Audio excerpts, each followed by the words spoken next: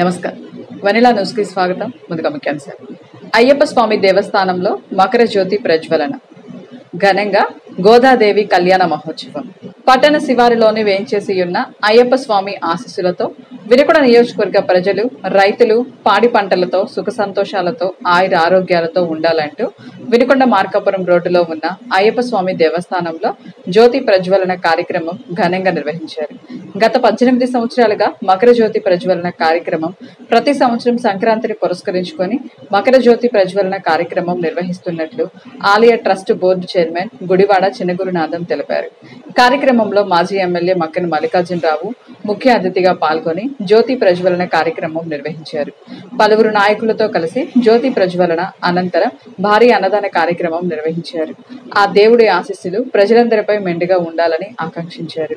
వినుకొండ మండలం విటిమరాజుపల్లి సాయిబాబా గుడి వద్ద శ్రీ క్రికెట్ అకాడమీ గ్రౌండ్ నందు సంక్రాంతి సంబరాల్లో భాగంగా వారు గత 15 రోజులుగా వినుకొండ నియోజకవర్గ స్థాయి నిర్వహిస్తున్న క్రికెట్ పోటీలు నిర్వహించారు.